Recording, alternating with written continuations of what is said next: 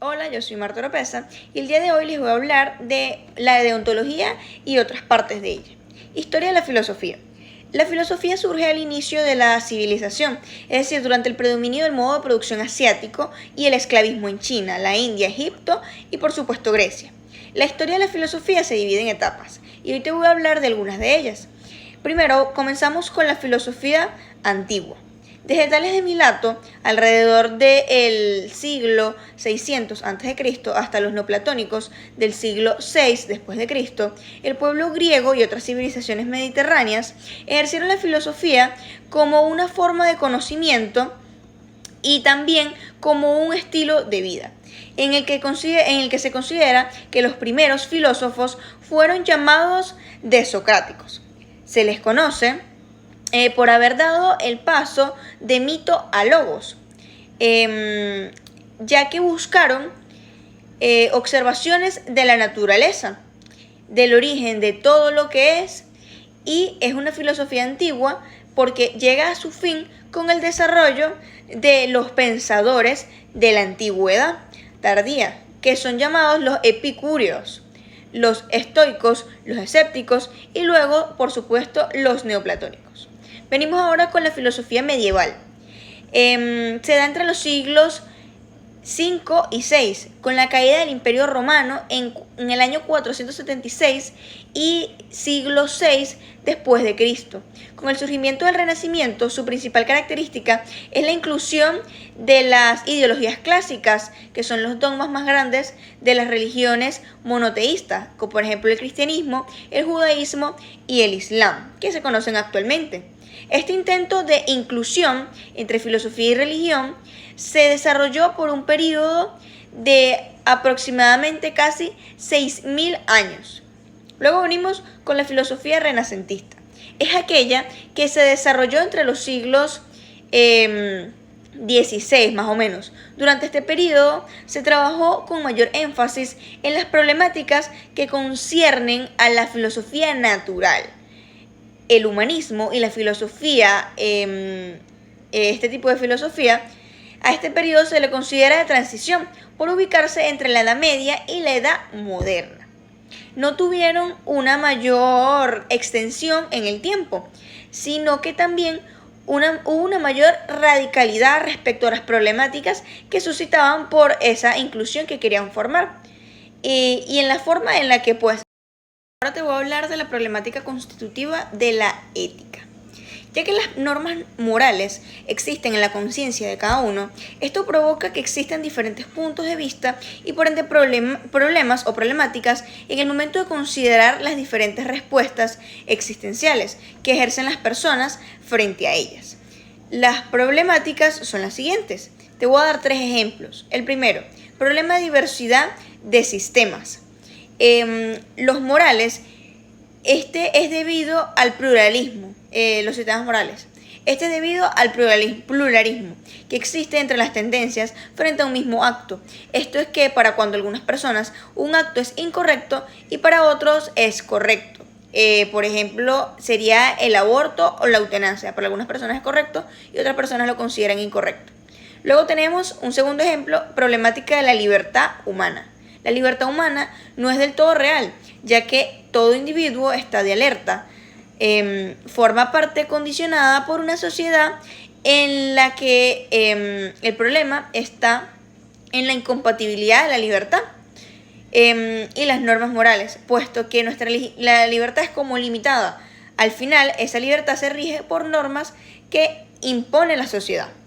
Luego tenemos el problema del fin y los medios. Muchos sostienen la importancia del fin sin importar el medio que se utilice. Y no siempre es bueno, ya que el fin no justifica los medios, que es una frase muy utilizada por las personas comúnmente. Por esto es que sobrevaloran las buenas acciones. Luego te voy a hablar de lo que es la moral, la ética y la deontología. La moral se define como el conjunto de normas que regulan las relaciones entre los seres humanos, con sus instituciones y naturaleza. La moral plantea los valores, el deber ser. Es el conjunto de obligaciones naturales que se impone el ser humano para convivir entre sí. Luego tenemos la ética.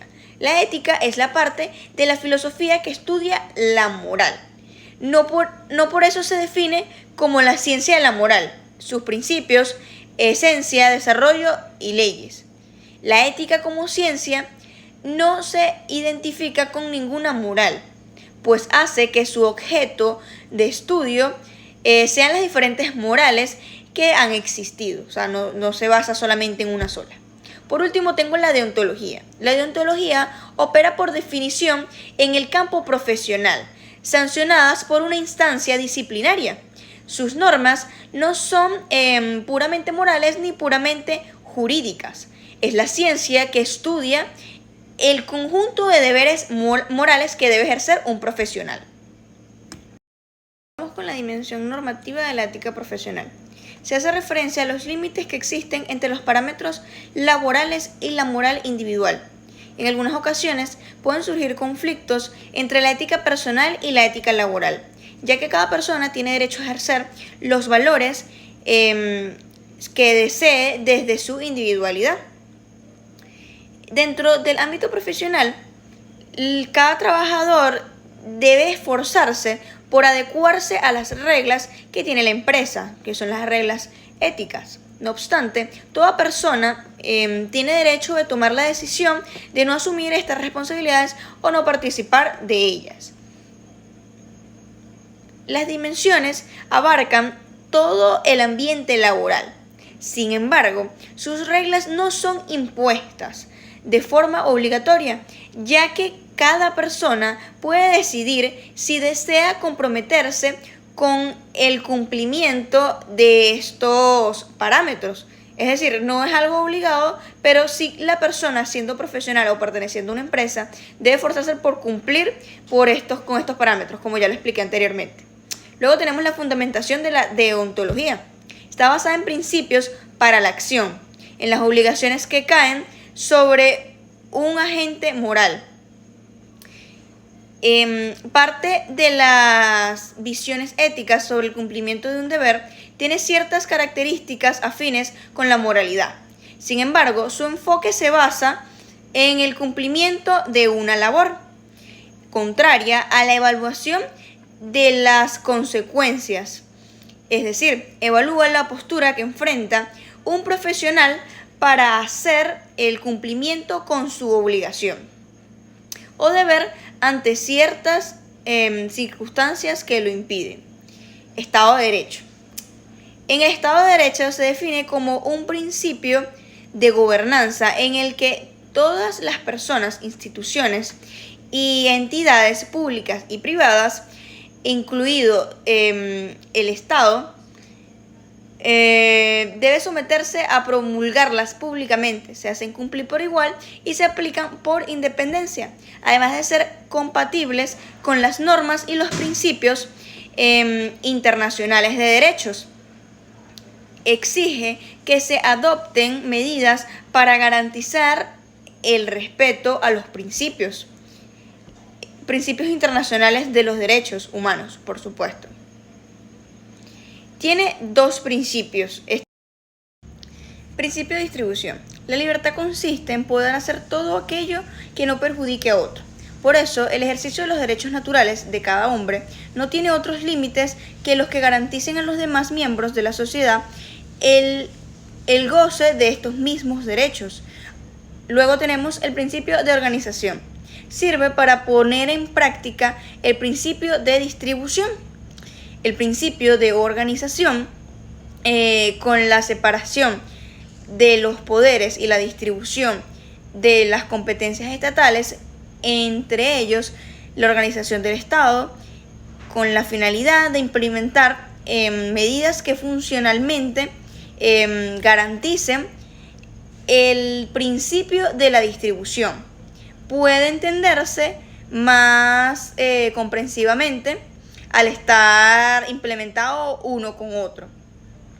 Luego te voy a hablar de las instituciones garantes del Estado de Derecho en Venezuela. Son varias las que te voy a mencionar, entonces son a continuación. El Estado de Derecho es establecido por instituciones que, valga la redundancia, están establecidas en la Constitución. Tenemos el poder público. integrado por la Asamblea Nacional, el Poder Ejecutivo y Poder Judicial. Los órganos de extrapoder, que en este caso son el Consejo Nacional Electoral, el Contralor General y el Defensor del Pueblo. Y por último tenemos las Fuerzas Armadas nacionales, que muchas veces no se toman en cuenta en este tipo de investigaciones, pero también son importantes mencionarlas ya que cumplen un deber con la nación. Luego tenemos los derechos humanos en la Constitución de Venezuela. Tenemos primero el derecho a la vida en el artículo 43. El derecho a la vida es inviolable. Ninguna persona podía ser privada de la vida, salvo por carga natural o por mediante un proceso legal. Luego tenemos el derecho a la libertad en el artículo 44. Toda persona tiene derecho a la libertad personal, a la seguridad, a la integridad física y moral y a no ser sometida a torturas, tratos o penas crueles. Luego tenemos el derecho a la igualdad. Está en el artículo 46 de la Constitución. Las personas son iguales ante la ley y gozan los mismos derechos y deberes. No habrá discriminación de nacimiento, sexo, raza, edad, condición civil, orientación sexual, religión o política. Educación moral. Ayuda en el proceso de adquisición de las capacidades para sentir, actuar, así como aportarles los conocimientos necesarios para que se puedan enfrentar a las situaciones que puedan suponer para ellos un conflicto de valores. La educación moral es el hecho de ser factor de progreso, refinamiento y libertad, ya que es el eje central de todo proceso educativo en la vida del ser humano y permanente en el tiempo y en el espacio, ante el que ningún grupo social interesado por los temas y problemas educativos debe quedar libre de estos o ser indiferente. Los fines de la educación moral es elevar el nivel moral de los ciudadanos al contribuir con la formación y desarrollo de la personalidad moral autónoma, capaz de creer su propio sistema de valores, la cual se complementa con la personalidad de los demás o que es un conjunto de un todo. Muchísimas gracias.